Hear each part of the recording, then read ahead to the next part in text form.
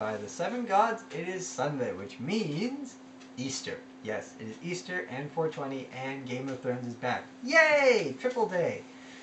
And if I have to say, this episode, to me, in my opinion, was perfect. If you thought that the first two were a little bit unbalanced, which they were, the first episode, they were just reintroducing characters. The second episode, boring. Joffrey's death. This episode, very well done. It essentially did what the first episode did, but much more interesting, because instead of just reintroducing characters to us, they actually pushed the story forward.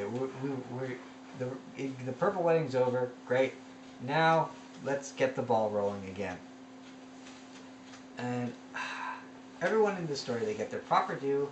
The episode feels very well balanced. Jaime and Cersei, their plot, Daenerys Targaryen, Jon Snow, even Stannis Baratheon, they all get their time in the moonlight. The only people who are absent from this particular episode were Ramsay and Reek. Thank God, because I'm sorry, but I have no interest in a psychopath and a man without a penis. I mean, you can only go so far with that story. There's not much of a plot there. It's like, okay, he was tortured to the point where where his mind is completely broken by this completely insane guy. And honestly, listen, we already have a character like this. He's called the Spider. We learned how he lost his bits.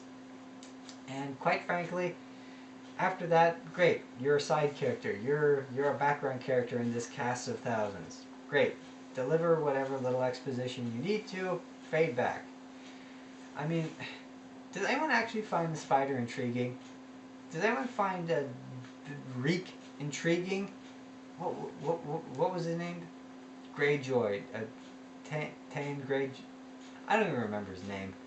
That's how little I care about this character. He went from a main character to a back character, which is even worse than getting killed off. Quite frankly, because at least when you're killed off, you serve some point to the plot. Fading into the background, it's almost insulting. Oh, and of course, Bran Stark. He's absent from this episode because he's still heading north, and I hope that we catch back up with him once something happens. I mean, if the next time we see him, he's still talking to trees, they clearly have no intention of developing his plot, especially with so much happening now. Now, what can I tell you without spoiling this episode? Oh, ladies, if a man is willing to face down someone riding at him with a lance just so that he could pee on the ground of your enemy, skip all the decision making and the umming and ahhing. He's just go out with him. Just go out with him. He's probably a very nice guy. And he's handy with a knife. He's very handy with a knife. Let's see, what else can I talk about? Oh, Tywin. Tywin was wonderful in this episode. Grandpa Lannister. Oh, you really see his true colors, and he is a truly bad character. He's a terrible person. You're just rotten to the core. And he plays a character so excellently. Like, you get the feeling that this is a character who has had to survive just by wiggling out of the tightest corners, and has just become so cunning and is able to play just the way he's just, I mean, I swear to God, this is not a character who makes plans. This is a character who writes operas.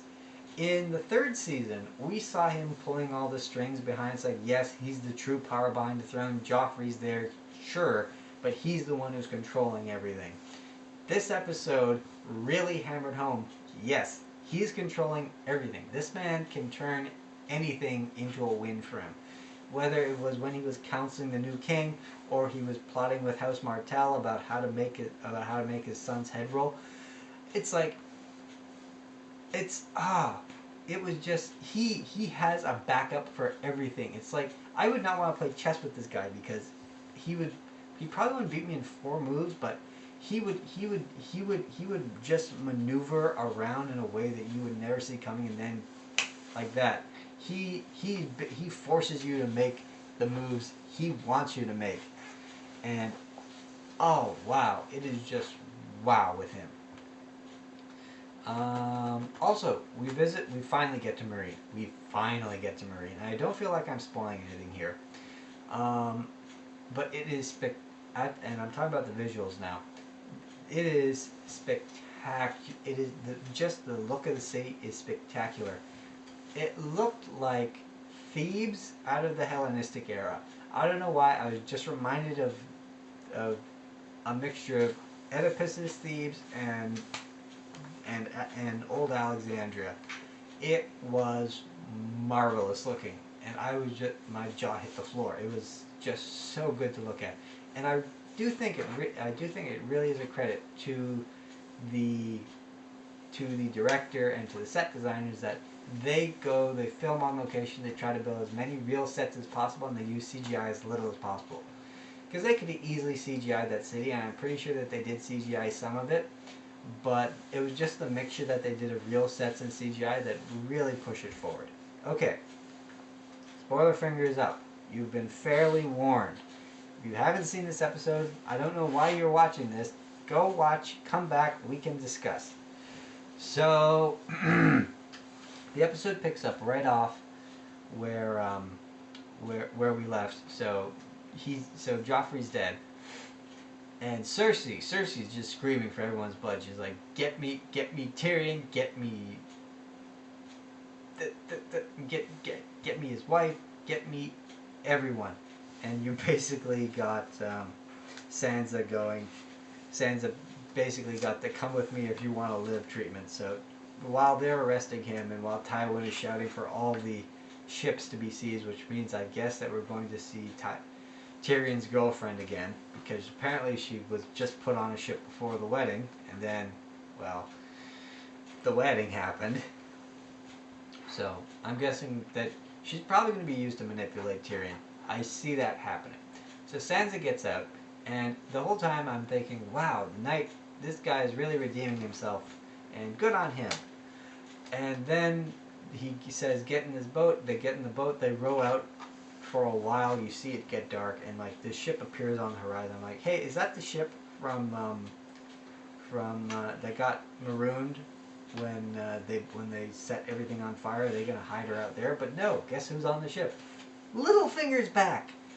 And after putting an arrow into the good knight and revealing that it was all his plan to use the knight to get her out of the city, I'm convinced. I am 100% convinced. There's nothing you could say that would throw me off this track. I mean, I'm pretty sure it's a big red herring, but I'm gonna go with that fish. Littlefinger had the king poison, and it makes perfect sense. He's got the land in the north. He's got the money. Now he's got Sansa, which means he has an army. He is all powerful. So he couldn't bet her mother, he's going to bet Sansa, which is just, the thought of which is just, ugh. But anyways, so yeah, that happened. I'm convinced now that Littlefinger had the king poisoned so that Tyrion would get his head cut off. Yeah, so that happened. What else? Stannis popped up. Basically to try to remind us, hey, you remember that leech we threw in the fire? That might be the thing that killed Joffrey. Nope, I'm not going with that theory. But a plan is set in motion with the death of Joffrey to maybe get Stannis out of the shadows back into the main plot. I think maybe the red god blood magic thing, that plot might be done. I'm not sure. The part that features Arya Stark, you really see her becoming like the Hound, because she basically she lies her way into this farmer's cottage, and then there's this scene where they're praying over the soup. Finally, they both get tired and they both grab the soup and just pour it into their bowls, and they're both drinking it, and it's just running down. the comparison is excellent. They're becoming so much like each other. She is so far from what she used to be, little Lady Stark. And well, what can I say? But she does still have her conscience. When the Hound finally robs these people, she basically grills him as much as she can. It's, well, she does what she can, but she is becoming a lot like the Hound. There are a lot of creepy scenes in this episode. You've got Sansa with Littlefinger. He's just becoming creepier and creepier by the day. You've got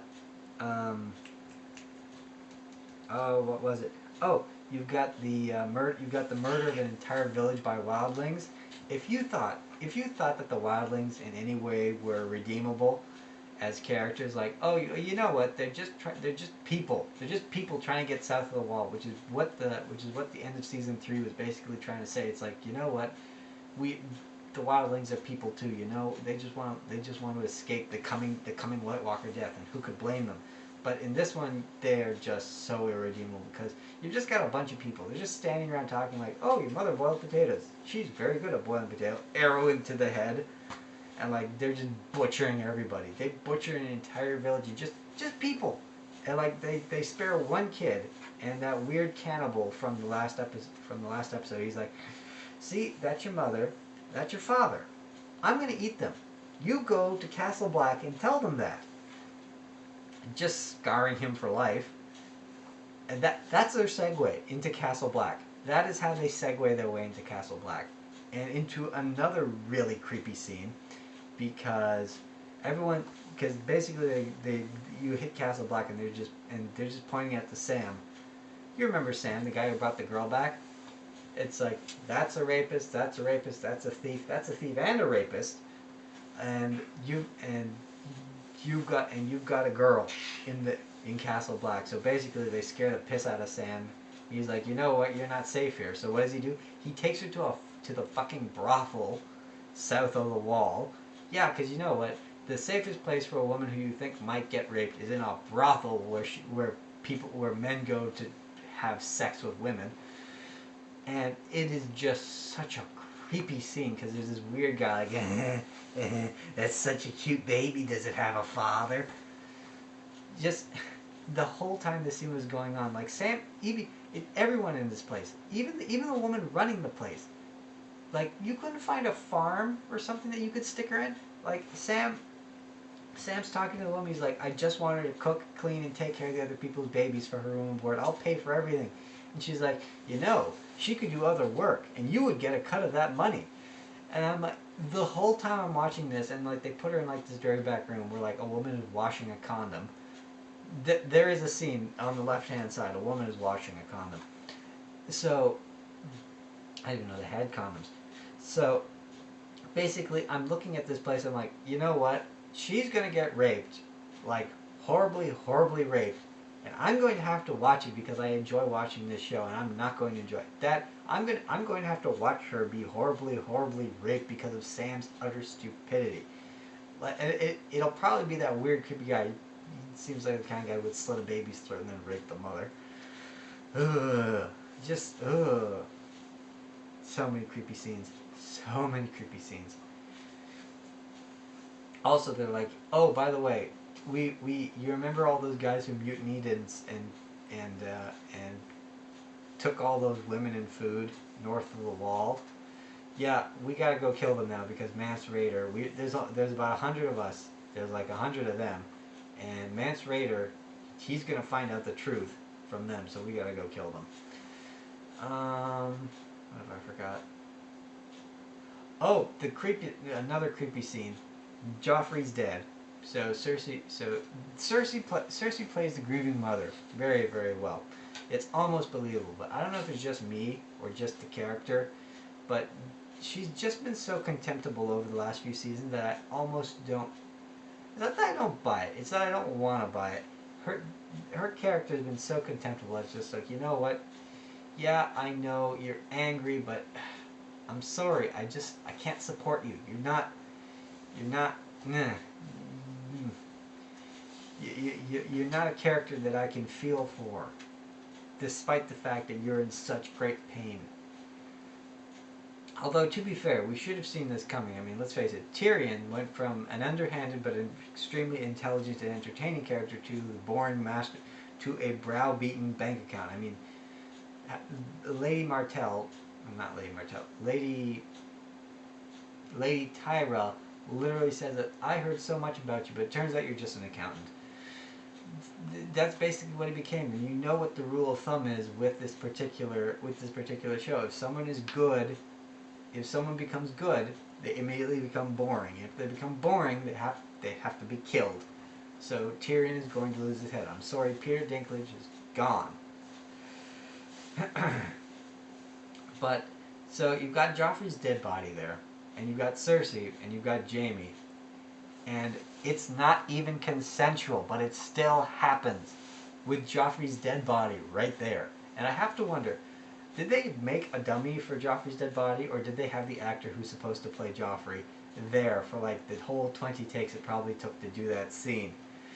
Because, wow, that would have been just awkward and creepy, and oh, it's just... So I guess you could say that Cersei and Jaime, they've resolved their differences. Ugh, just ugh. This was a really creepy episode. It had a lot of... It's not as creepy as some of the other episodes, because there have been some really fucking creepy episodes and some really creepy scenes. But this, wow, this rivals the rest of them as one of the creepiest episodes of Game of Thrones I've ever had to watch. So this has been my review. Would I recommend watching it? Yes. Yes, we're finally getting the ball rolling. You have to watch this episode or you will not understand anything that happens from here on out.